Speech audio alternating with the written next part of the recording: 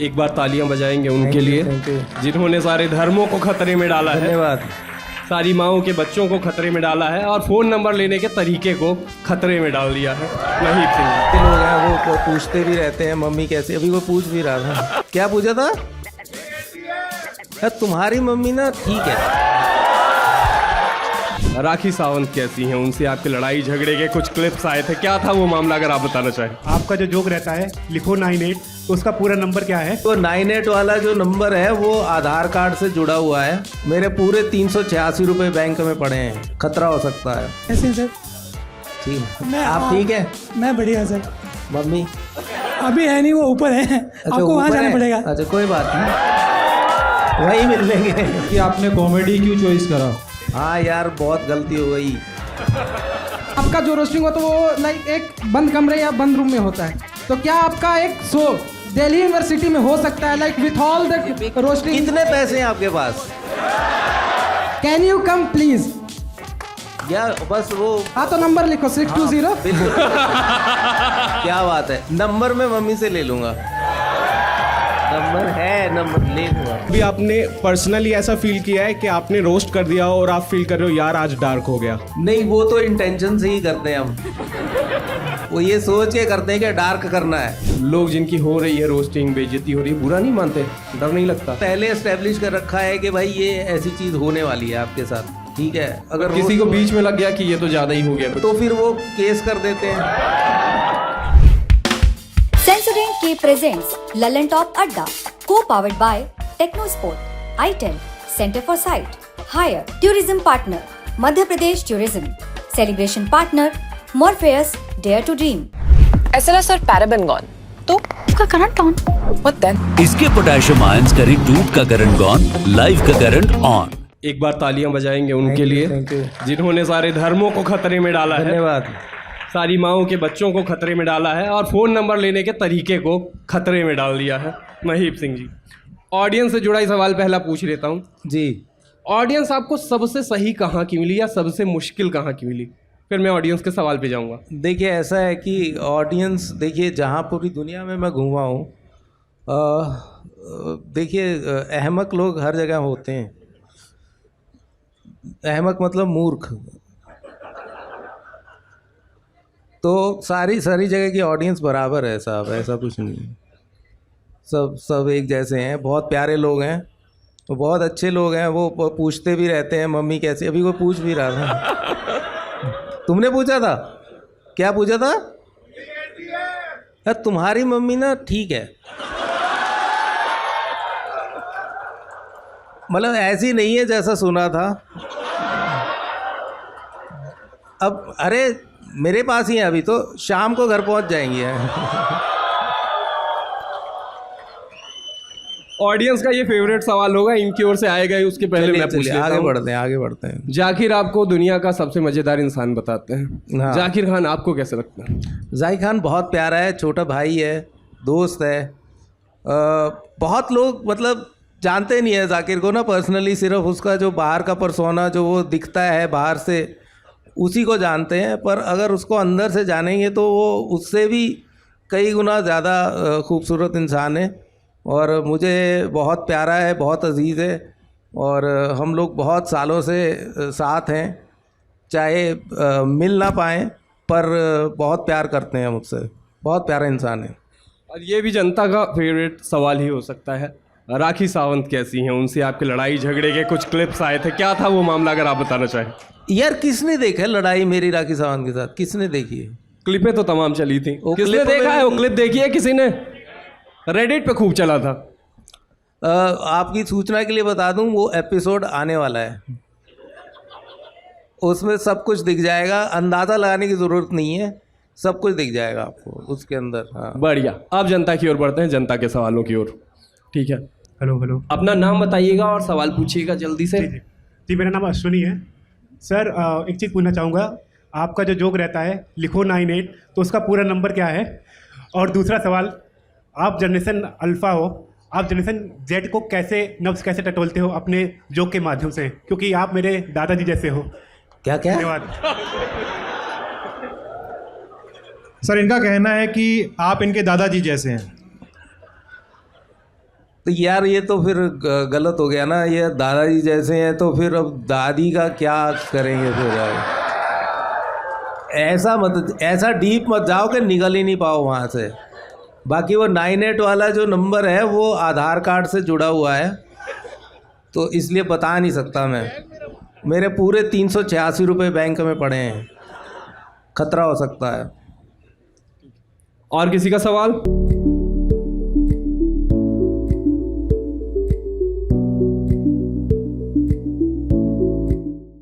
कैसे हैं सर? ठीक, किसी ने तो पूछा। मैं आप ठीक है? मैं बढ़िया सर। मम्मी सर आपकी सूचना के लिए बता दूं, मेरी मम्मी है नहीं अब। है? अभी है नहीं, वो ऊपर है। अच्छा, आपको वहाँ ऊपर जाना है? पड़ेगा। अच्छा कोई बात नहीं, वहीं मिल लेंगे। सब बढ़िया है। तो सर मेरा सवाल यह है, जैसे कि आप दिल्ली में इतने वर्षों से हैं, तो आपको सबसे अच्छी दिल्ली की जो जगह है खाने पीने के लिए वो कौन सी है? खाने पीने की? हाँ। खाने पीने की तो असंख्य हैं भाई, दिल्ली की गिना नहीं सकते यहाँ पे बैठे। क्योंकि सर हम वेस्ट दिल्ली से, तो हमें वेस्ट दिल्ली बहुत पसंद है। आप कहाँ से हैं? वेस्ट दिल्ली से सर। वेस्ट दिल्ली से हैं? हाँ। हाँ मैं वेस्ट दिल्ली जाता नहीं हूँ, थोड़ा खतरा रहता है वहाँ तो पर खाने पीने की चीज़ें सारी वो वेस्ट दिल्ली। आप कहाँ से हैं मतलब? विकासपुरी, तिलक नगर से। विकासपुरी? हाँ। वो पूरा मोती नगर से लेके ना उत्तम नगर, विकासपुरी तक का इलाका जो है सारा खाने पीने का ही है। जी सर। है ना, मोमोज मिलते हैं वहाँ और उन्होंने वो तंदूरी भी कर दी है मोमोज, तो वो मतलब अच्छे होते हैं, काफ़ी अच्छे होते हैं वो वेस्ट दिल्ली में तो। Thank you sir. वो येलो शर्ट वाले भाई साहब का सवाल है और इनका सवाल है। आप लोग हाथ खड़े करना अपने, हम माइक आप तक पीछे भेजेंगे, वहाँ पीछे भी भेजेंगे। येलो शर्ट वाले भाई साहब के पास जाइएगा। नमस्ते सर। नमस्ते। मेरा सवाल था कि समय रैना ने दीपावली पे अपनी माँ के साथ फोटो डाला था, तो आपका वो कमेंट आने के बाद इतना वायरल हुआ, उसके बाद क्या रिएक्शन रहा? क्या बात हुई थी उनसे कि क्या हुआ नहीं? इतना पोस्ट बात तो समय से रोज होती है, मतलब उस पोस्ट को लेकर मतलब हम लोग खूब हंसते हैं इन बातों पे कि भाई कि बेकार सी, मतलब मैं तो बड़े दिल से उसकी मम्मी आउट ऑफ रिस्पेक्ट मैंने बोला था कि बड़ी अच्छी फोटोग्राफ है सर। इसका ये जो दुनिया है ना बड़ी हरामी है। इसका क्रेडिट आपको ही जाता, क्योंकि आप इन प्रचलन किया था। मम्मी भाई कैसी माँ है? का हाल पूछ रहे तो इसमें क्या है?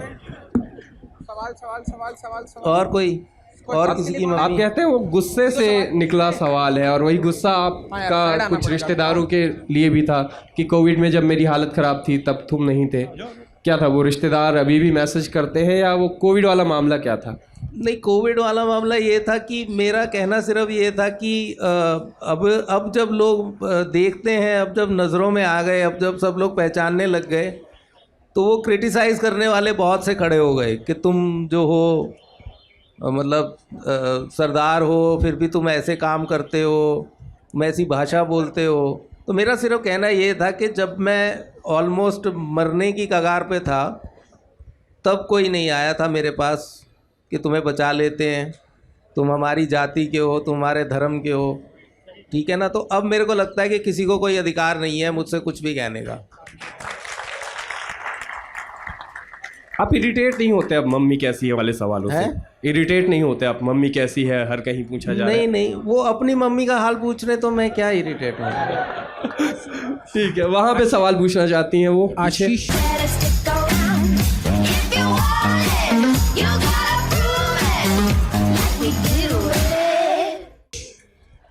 हाथ खड़ा करिएगा एक बार फिर से वहाँ। हाँ। Hi sir, my name is Aditi. आपको जनरली लोग आपके स्टैंड अप कॉमेडी के लिए जानते हैं, बट अनपॉपुलर ओपिनियन आप बहुत अच्छे स्क्रिप्ट राइटर हैं। You have written a lot of theatre shows, so can you tell us something about your experience there, the award winning theatre shows that you have written? Thank you for recognising that first of all.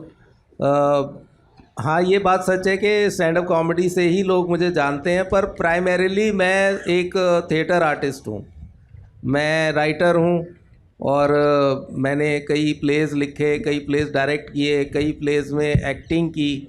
तो basically मेरा जो ये साहित्य की तरफ रुझान जो था और आर्ट्स की तरफ रुझान था वो थिएटर से स्टार्ट हुआ। तो थिएटर मेरा पहला लव है। कई नाटक मैंने लिखे, हीर के वारिस नाम से एक नाटक, वो बहुत मकबूल हुआ, इंटरनेशनली प्ले किया गया। तो बहुत कुछ दिया है थिएटर ने। But thank you for bringing that up. Thank you so much, Aditya. Sir, if you can tell everyone one of the shows that won international award for theatre and music mixed. It was a play written by me and directed by Dadi Padam ji, Padam Shri Dadi Padam ji, and it was called Heer Ke Waris. It was a puppet theatre. And it was invited to be performed at International Puppet Theatre Festival. और Encyclopedia of Theatre Puppet में उसका नाम दर्ज हुआ है as an Indian entry. तो that's something वो बहुत बड़ी बात मानी जाती है उनके सर्कल्स में. तो हमारे show guest in the news room में भी आए थे, आप वो भी देख सकते हैं, उनका एपिसोड भी काफ़ी अच्छा है वो. अगर थिएटर में आपको कोई देखना चाहे भविष्य में तो क्या तरीका है? मुझे तो अभी शायद लगता है कि अभी टाइम नहीं मिलेगा, क्योंकि थिएटर स्टैंड अप कॉमेडी मतलब रिलेटिवली आसान होता है कि आपको स्क्रिप्ट याद नहीं करनी है. हमारी आज तक कोई स्क्रिप्ट नहीं है स्टैंड अप कॉमेडी के लिए. बस स्टेज पे खड़े हो जाते हैं, जो दिमाग में आता जाता है करते जाते हैं. पर थिएटर के लिए एक नाटक परफॉर्म करने के लिए आपको 3-3, 4-4 महीने रिहर्सल करनी पड़ती है. तो अभी तो फिलहाल ऐसा टाइम उपलब्ध नहीं है. मन करता है, बहुत मन करता है, बहुत दिल करता है कि कोई मुझे बस पकड़ के करवा ले मेरे से. तो एकदम ना नहीं है, हम देख सकते हैं आपको. हाँ, ज़रूर. इनका सवाल भाई अब बैठे बैठे पूछ लो. तो हमने आपका रोस्ट शो में, जो कि आशीष सोलंकी का भी हुआ था, मुनावर का हुआ था, आपका बहुत काम देखा और बहुत मज़ा आया सच में देखकर. मैं तो मतलब आपके फिर बाकी के सारे जितने भी स्टैंड अप हुए थे सारे के सारे देख डाले. लेकिन एक सवाल तो मुझे पूछना है, वो ये है कि फ्यूचर में अगर आप किसी OTT पे वेब सीरीज़ या फिर फिल्म पे काम करोगे तो किस राइटर डायरेक्टर के साथ आप काम करना चाहेंगे? किस राइटर डायरेक्टर के साथ? पहले तो मैं अगर OTT पे कुछ बनाऊंगा या फिल्म में लाइन में कुछ बनाऊंगा तो राइटर डायरेक्टर तो मैं ही होऊंगा. तो हाँ, बाकी और बहुत अच्छे राइटर और डायरेक्टर हैं इंडस्ट्री के अंदर. ऑफ कोर्स सबके साथ काम करना चाहूँगा. इनका सवाल है, ये लाल शर्ट वाले भाई साहब, सिद्धांत जी, लाल शर्ट वाले, और फिर लाल शर्ट वाले.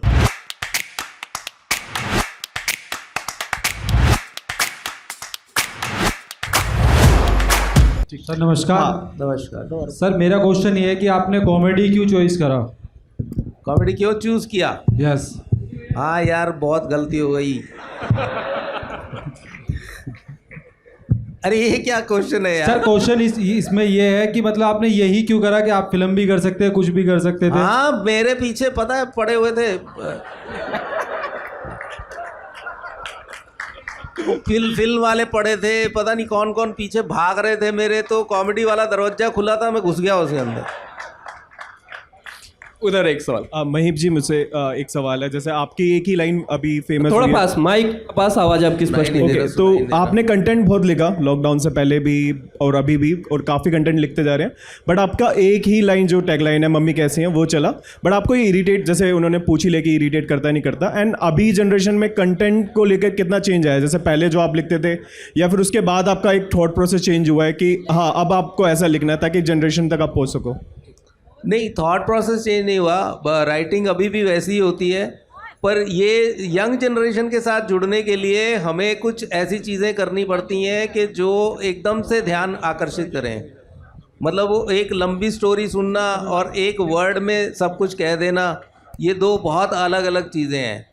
तो मेरे ख्याल से मैंने ये जो रोस्ट शो किए या समय के साथ काम किया या आशीष के साथ काम किया, वो वही अटेम्प्ट था कि ये छोटे से ड्यूरेशन में कैसे कनेक्ट किया जा सकता है यंग ऑडियंस के साथ. तो वो डिफरेंस कोई नहीं है वही आपका थॉट प्रोसेस वही है. सिर्फ एक वो फॉर्मेट का फ़र्क है, शॉर्ट और लॉन्ग फॉर्मेट का फ़र्क है. ठीक है, इधर से एक सवाल. महेश भाई, एक आपसे रिक्वेस्ट थी. जैसे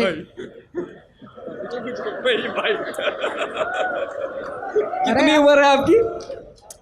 लाइक वो रोस्टिंग करते हैं तो हाँ ठीक है. जैसे बहुत सारे सिंगर या कॉन्सर्ट करते हैं दिल्ली में, और आपका जो रोस्टिंग होता है वो लाइक एक बंद कमरे या बंद रूम में होता है, तो क्या आपका एक शो दिल्ली यूनिवर्सिटी में हो सकता है like with all the roasting? कितने पैसे हैं आपके पास? कितने पैसे हैं सर? जो हमारी एक वो फी होती है, क्या कहते हैं उसे, फेस्टिवल बजट, हाँ, annual festival, like we can hire 10 times you people. Delhi university की इतनी बजट होती है. अच्छा, कैन यू कम प्लीज?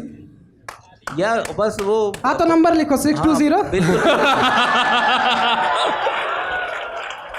क्या ये क्या कह रहे हैं कि 10 गुना पैसा देंगे, ऐसा कुछ कहना चाह रहे हैं?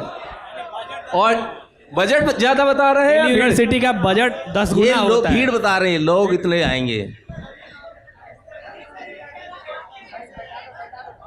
बस समझ नहीं आया, कोई नहीं। यहाँ पे क्या बात है, नंबर मैं मम्मी से ले लूंगा, नंबर है, नंबर ले लूंगा। नमस्ते सर, एक्चुअली नमस्ते सर, मेरा नाम रुद्र प्रताप सिंह है। मेरा सवाल है कि आपसे कुछ देर पहले सुरेंद्र सर आए हुए थे, सुरेंद्र शर्मा जी। हाँ जी। तो आप लोगों का जो कॉमेडी है उसको लेकर के उनके अच्छे विचार नहीं, तो इस पे आपके क्या विचार है? मैं तो देखिए सुरेंद्र शर्मा जी को हम बचपन से ही कहूँगा देखते आ रहे हैं। उनकी जो वो पहले आप लोग शायद पैदा नहीं हुए थे तब, तो आपकी मम्मी और मैं देखते थे अक्सर वो प्रोग्राम में। सुरेंद्र शर्मा जी का बड़ा एक फेमस लाइन थी कि 4 लाइना सुना रहे हूँ, तो वो इतना क्लासिकल चीज़ है, वो इतनी बढ़िया चीज़ है। उन्होंने जितना सटायर लिखा है उन्हीं 4 लाइनों में, वो आज तक मेरे को लगता है कि आजकल के कवि मिलकर भी नहीं लिख पाए इतना। तो मैं तो बहुत उनकी रिस्पेक्ट करता हूँ। Please give a round of applause for Surendra Sharma ji. Deepak के पास आगे देखो एमपी में खजुराहो की बात निराली, मन को गदगद करने वाली। मेरा नाम मुकेश वर्मा है। महीप जी, मैं आपसे ये जानना चाहता हूँ कि आपकी पर्सनल लाइफ का कौन सा ऐसा हिलेरियस मोमेंट था जो आप अपने शोज़ में अक्सर परफॉर्म करते हो या सुनाते हो? मेरी लाइफ का मेरी लाइफ का तो थोड़ा लंबा आंसर है इसका, बहुत समय इनके पास। मेरी लाइफ का एक मोमेंट था कि अच्छा, हम ना बहुत फिल्मी टाइप के लोग थे, तो हमारी जनरेशन जो थी, तो हमें लगता था कि हम कॉलेज में घुसेंगे ना तो हमें प्यार हो जाएगा। तो एक फिल्म आती, शायद आपके पापा मम्मी भी पैदा नहीं हो, उसमें क्या होता है कि हीरो हीरोइन आते हैं और कॉलेज में घुसते हैं और वो चल इधर रहे हैं, देख उधर रहे हैं, तो उनकी टक्कर हो जाती है। तो लड़की की किताबें गिर जाती हैं, तो लड़का किताबें उठा के देता है और उसको प्यार हो जाता है। और मुसीबत क्या है कि हम पढ़े खालसा कॉलेज में, वहाँ पे लड़कियाँ किताबें लेकर आ ही नहीं रही।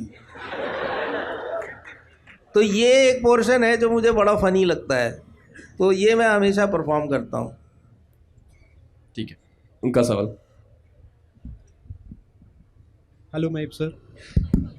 Hello Mahip sir ji. आपकी फेमस लाइन तो सबको पता ही है। अगर आपको कभी किसी OTT में या किसी मूवी में हीरो के बाप का रोल मिले तो मम्मी कौन होंगी? मतलब who is your favourite female actor? Tabu. ये तो मैं रट के आया था। ये बंदा भी आप नहीं बैठा है यहाँ, ये पूछ रहे हैं कुछ। सो महीप सर, आप one of the senior artist है मतलब स्टैंड अप कॉमेडी में, तो आपको जो आसपास आप देखते हैं सब कॉमेडियन यंग है, तो सबसे चैलेंजिंग पार्ट क्या होता है इस जनरेशन को आप एंटरटेन करना? आपके लिए सबसे चैलेंजिंग क्या आपकी जॉब का? चैलेंजिंग ये कि हमें भाषा नहीं आती यंग जनरेशन की। हमें नहीं पता कि ये लोग क्या भाषा यूज़ कर रहे हैं, किस भाषा में बात कर रहे हैं, स्लैंग क्या है इनके, है ना। तो हमें नहीं पता, सबसे ज़्यादा चैलेंजिंग वही है। वरना देखिए कोई फ़र्क नहीं है। हमेशा जो यंग जनरेशन है वो पिछली जनरेशन को कहती है कि आप लोग तो बड़े आउटडेटेड हो, और ओल्ड जनरेशन कहती है कि तुम लोग तो यार बेकार जनरेशन हो। ये हमेशा से है, कोई फ़र्क नहीं है, सारी जनरेशन वैसी रहती हैं, सिर्फ भाषा का फ़र्क है। तो मेरे को भाषा चैलेंजिंग लगती है बड़ी आप लोगों की। अरे ये मेरा सवाल था यार। कौन बोल रहा था, कौन था? अच्छा, कब डिस्कवर किया, मतलब एज इन ओशो, मतलब अब बस आ रहे हैं, वो आ रहे हैं, एक सेकंड, सबको सवाल। महीप जी, मैं मनोज बोल रहा हूँ और मेरा सवाल था कि आपने कब ओशो को डिस्कवर किया? कई बार वीडियोस देख के लगता है कि आप ज़्यादा ओरिजिनल ओशो हो सकता है मैं हूँ भी, पर ये मतलब कि आप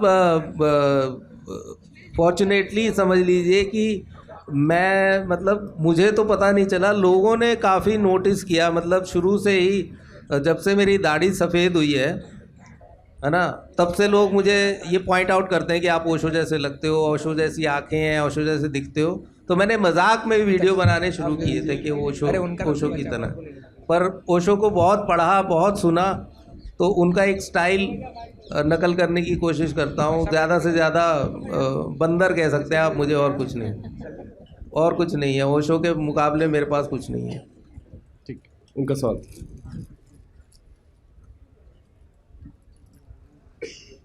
अरे बहुत सारे गिफ्ट जीत के बैठे हैं। Hello sir. हेलो सर, मेरा एक छोटा थोड़ा पास रखिए भाई। मेरा क्वेश्चन ये है कि आप जो रोस्ट करते हैं, तो सर कभी कभी जैसे कोई ऑफेंड भी होता है रोस्टिंग से, तो कभी आपने पर्सनली ऐसा फील किया है कि आपने रोस्ट कर दिया हो और आप फील कर रहे हो यार आज डार्क हो गया? नहीं, वो तो इंटेंशन से ही करते हैं हम। वो ये सोच के करते हैं कि डार्क करना है ना, तभी लोग देखते हैं। ऐसा कुछ नहीं है कि अगर हम बड़ा क्यूट सी सा, क्या कहते हैं आजकल, पूकी पूकी, अगर वैसी कॉमेडी करेंगे तो कोई नहीं देखेगा भाई। तो थोड़ा सा डार्क करना पड़ता है। ये जनरेशन, हर एक जनरेशन में सेंसिटिविटी ना थोड़ी सी बदल जाती है। तो इस जनरेशन की सेंसिटिविटी जो है वो ऐसी हो गई है कि जब तक आप किसी को पत्थर नहीं मारो तो वो हंसते नहीं हैं। तो वो कॉमेडी के पत्थर मारने पड़ते हैं, जिसको आप डार्क कह रहे हो। तो ये सवाल तो आपसे पूछा गया होगा पहले भी कि जैसे आप रोस्ट शो में जाते हैं, समय के शो में गए, लोग जिनकी हो रही है रोस्टिंग, बेइज्जती हो रही है, बुरा नहीं मानते? डर नहीं लगता? नहीं, ये तो देखो हमने पहले एस्टेब्लिश कर रखा है कि भाई ये ऐसी चीज़ होने वाली है आपके साथ, ठीक है। अगर किसी को बीच में लग गया कि ये तो ज़्यादा ही हो गया कुछ, तो फिर वो केस कर देते हैं। और कुछ नहीं। कई बार धमकियों में ही काम हो जाता है। वहाँ एक सवाल। हेलो सर, मेरा नाम विनायक है। सर, आपने ललन टॉप के इंटरव्यू में सौरभ जी के संग एक लाइन बहुत प्यारी बोली थी, माँ और लंच बॉक्स को लेकर, तो क्या आप वो दोहरा सकते हैं हम सब के लिए अभी? अच्छा, वो कविता वाली जो थी,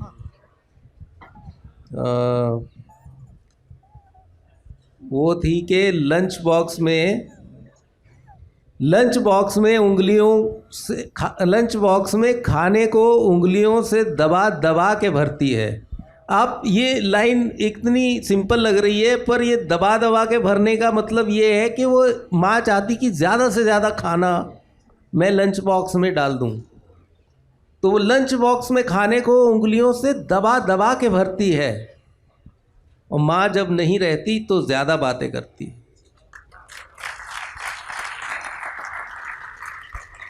तालियां थोड़ा और तेज से बज सकती हैं। धन्यवाद।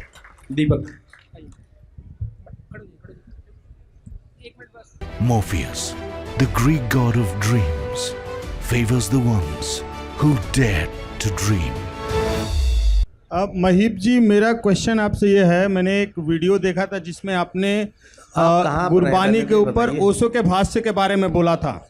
मैं यहाँ से सेंटर से, अच्छा, ये इधर ओह ठीक है। मैंने आपका एक वीडियो देखा जिसमें आपने बहुत ही बोल्ड तरीके से बताया था कि ओशो के गुरबानी पे जो भाष्य हैं, और मैंने आपके रिकमेंडेशन पे वो पूरे भाष्य सुने।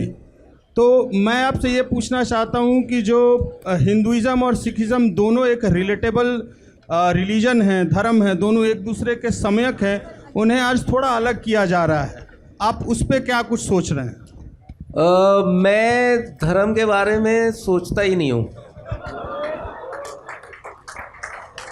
ये एक ऐसा रास्ता है कि इस पे आप जितना सोचेंगे उतना नास्तिक होते जाएंगे, तो इसलिए मैं धर्म के बारे में सोचता ही नहीं हूँ। जो कुछ सोच जो व्यक्ति जो जैसा धर्म अपनाना चाहता है वैसा अपनाए, जिसके मन में जैसी भावना है वैसा वो धर्म को फॉलो करे। मेरे ख्याल से किसी पे कोई रिस्ट्रिक्शन नहीं होनी चाहिए किसी तरह की कि एक ख़ास इंटरप्रिटेशन है इसको मान लो और दूसरी इंटरप्रिटेशन गलत है। सारी इंटरप्रिटेशन सही है। आपको अगर धर्म अच्छा व्यक्ति बना रहा है किसी भी तरीके से तो मैं उसका स्वागत करता हूँ, वरना तो इतना सोचता नहीं हूँ धर्म के बारे में। ऑडियंस के अगले सवाल पे चलेंगे, उसके पहले मेरा एक सवाल, आपका लाइफ में डेयर टू ड्रीम मोमेंट क्या था जब आपने अपने डर को पीछे छोड़ा और कहा कि अब तो मैं करके रहूँगा? मेरे को डर तो कभी लगा ही नहीं, ऐसा कोई मोमेंट था नहीं। तो आपका डेयर टू ड्रीम मोमेंट बस जब आप पैदा हो गए वही था? नहीं, पैदा होते तो मुझे याद नहीं है, पर मुझे डर कभी नहीं लगा।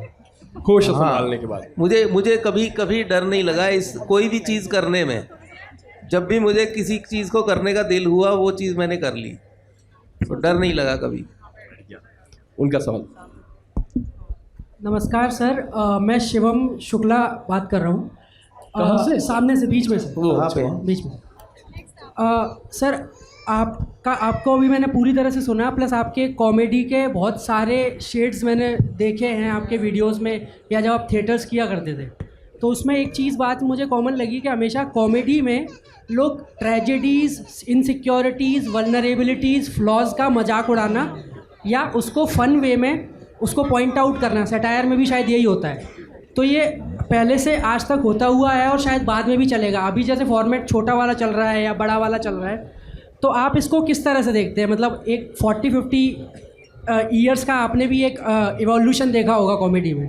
40-50 ईयर्स का मतलब आपको क्या लगता है कितने साल का? मतलब जोक्स में तो ये चलता है कि आप शायद 10 सेंचुरीज से यहाँ पे हैं या अच्छा, हाँ। वो भी था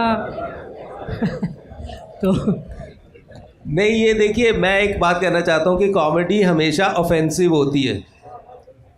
आप कभी भी कोई भी छोटे से छोटा जोक भी होगा, साधारण से साधारण जोक भी होगा, वो भी किसी का मजाक उड़ाएंगे, किसी चीज़ का, किसी व्यक्ति का, किसी सिचुएशन का मजाक उड़ाएंगे, तभी कॉमेडी निकलेगी उसमें से। तो ऑफेंसिव तो है कॉमेडी हमेशा ही ऑफेंसिव है। तो ये कहना या ये सोचना कि बिना ऑफेंस की या बिना किसी का मजाक उड़ाए, या हाँ, ये बात है कि आपकी चॉइस है कि आप पंच अप कर रहे हैं कि पंच डाउन कर रहे हैं। आप अपने से देखिए, हर चीज़ प्रिविलेज है। आप किसी की भाषा का मजाक उड़ा रहे हैं तो आप अपनी भाषा को, प्रिविलेज को अब्यूज़ कर रहे हैं, ठीक है ना। आप अपने से ऊपर के स्ट्राटा के आदमी का मजाक उड़ा रहे हैं, पंच अप कर रहे हैं, तो वो कॉमेडी मेरे निगाह में ज़्यादा बेटर है। और पंच डाउन कर रहे हैं किसी गिरे हुए आदमी को, किसी की गरीबी, किसी की अपंगता का, किसी की भाषा का मजाक उड़ाना, वो पंच डाउन करना है। वो बहुत बड़ी प्रिविलेज है जिसको आप अब्यूज़ करते हो। गरिमा के पास। महीप सर, मेरा नाम किरणपाल है। अभी सुरेंद्र सर आए हुए थे तो मैंने ही उनसे क्वेश्चन पूछा था कि वो हास्य कविता के मंच के देश के सबसे दिग्गज कवियों में से हैं जी। आप स्टैंड अप में सबसे सीनियर आर्टिस्ट हैं सर, जितने भी मैंने देखे हैं सबसे सीनियर आप ही मुझे लगते हैं। मैंने उनसे ये पूछा था कि एक दिग्गज हास्य कवि के तौर पर आप जो हमारे स्टैंड अप कॉमेडियंस हैं उनके लिए क्या सलाह देना चाहेंगे, क्या बोलना चाहेंगे? तो उन्होंने 2 लाइनें कही थी कि पैसा नहीं है तो नंगे रहो, सवाल पैसा कमाने के लिए नंगाई मत करो। आप सर उनके इस ऑब्जर्वेशन पे क्या कहना चाहेंगे? तो वो तो भाई देखो, गुरु हैं तो वो जो भी कहेंगे शर्माते हैं, पर उनका अपना एक जनरेशनल थॉट है। तो अब जैसे मैं हूँ, आपने कहा कि आप सबसे सीनियर हैं, जो कि गलत है बात। मेरे से भी सीनियर लोग हैं, पर मैं ये कहूँगा कि ये जनरेशन गैप को पाटने के लिए आपको कुछ ऐसा करना पड़ेगा कि जनरेशन, जो नई जनरेशन है, यंग जनरेशन है, वो खड़े होकर देखे आपको, फिर आप अपनी बात कह सकते हो। आखिरी 2 सवाल लेंगे जल्दी से, आप जल्दी सवाल पूछिएगा अपना। स्पिरिट तो वही है जो मैदान में उतरे। टेक्नोस्पोर्ट, स्पोर्ट योर स्पिरिट। सर नमस्ते सर, मेरा नाम शुभम है, मैं सुल्तानपुर से हूँ और बहुत अच्छा लगता है सर आपको देख के। और अनफॉर्चुनेटली मैंने बहुत लेट डिस्कवर किया था आपको। और सर बस अच्छा ये लगता है कि आप हमारी नेक्स्ट जनरेशन के हो, मतलब फादर के या दादाजी के टाइप के हो। बट मैं चाहता हूँ ना कि मेरे दादाजी और पापा जी आपके जैसे हो, बट उनको मैं आपको रिकमेंड भी नहीं कर सकता, क्योंकि फिर वो आप पूछ लोगे पेरेंट्स कैसे हैं, मम्मी कैसी है। पहले तो अपने पापा और अपने दादा को पालने के बारे में मत सोचो। वो आपके बाप हैं और वो दूसरे आपके बाप के बाप हैं, तो वो जैसे भी हैं वो अपने हिसाब से एकदम ठीक है, ठीक है ना। तो रिकमेंड करना, देखो पहली बात तो कि वो आपसे प्यार करेंगे तो जो भी आपको पसंद होगा उसको वो भी पसंद करेंगे, तो ये चिंता मत करो, उनको दिखा दो मेरे वीडियो 2-3। ठीक है, आखिरी सवाल और फिर उसके बाद सर मेरा ये सवाल है आपसे कि अभी आपने कहा कि कॉमेडी तभी होती है जब आप किसी सिचुएशन का मजाक बनाते हैं, लेकिन उसमें वो सेंसिटिविटी की लाइन को ब्लर कर देने वाली सिचुएशन कैसे पहचानी जाए? जैसे हाल ही के एक शो में दीपिका पादुकोण की डिप्रेशन का मजाक बनाया गया, तो ये फेटर्निटी में आपस में बातें होती हैं इस तरह की, किस तरह की कॉमेडी करनी चाहिए, क्या ध्यान में रखना? नहीं, ये देखिए, ये जो जिस शो की आप बात कर रहे हैं वो अनस्क्रिप्टेड शो होता है, उसमें किसी को कुछ नहीं पता होता कि कोई क्या बोलने वाला है और क्या नहीं बोलने वाला है, तो इसलिए प्लान नहीं कर सकते हैं कि ये नहीं बोलना है, वो नहीं कहना है। और ऊपर से उसकी सबको मालूम है कि उसकी नेचर कैसी है उस शो की, तो वो ध्यान अट्रैक्ट करने के लिए कुछ भी बोलते हैं। पर आई एम श्योर कि वो लड़की जो है वो किसी के डिप्रेशन का मजाक नहीं उड़ाना चाहती होगी, वो खुद एक माँ है। तो हम लोग रास्ते ढूंढते हैं कि किस तरह से नेविगेट करके किसी चीज़ को फ़नी बनाएं। Of course depression is not funny, ठीक है ना, इट्स नॉट फ़नी, बट हमारे पास हमारा हथियार ही वही है, हमारा हथियार ह्यूमर है, तो हमको हर चीज़ का मजाक उड़ाना है ना। अगर हम किसी के फ्यूनरल पे जाते हैं तो लोग एक दूसरे को सांत्वना दे रहे होते हैं, कोई बात नहीं, भगवान की यही मर्जी थी, है ना, जो होता है अच्छे के लिए। हम देख रहे होते हैं मज़ा कहाँ आ रहा है ना। तो ये हमारा ये जो फ़नी बोन है इसको हमें एक्सरसाइज करना पड़ता है, तो हर जगह एक्सरसाइज करते हैं, कभी अच्छा हो जाता है, कभी किसी को बुरा भी लग जाता है। तो ये तो नेचर ऑफ कॉमेडी है, नेचर ऑफ ह्यूमर है, वो ऑफेंसिव तो है। तो पर मेरे को लगता है कि इंटेंशन मैटर्स, तो इंटेंशन उसकी ऐसी नहीं थी, तो I think that's why it should be forgiven. Yes, ठीक है, इसी अच्छाई के साथ इस सेशन को हम यही समाप्त करते हैं। महीप जी आपका बहुत बहुत धन्यवाद। धन्यवाद। जनता का भी धन्यवाद अपने सवालों के लिए। एक सरप्राइज है आपके लिए, लेकिन अभी बारी है सम्मान की। आइए सर, वो रेडी?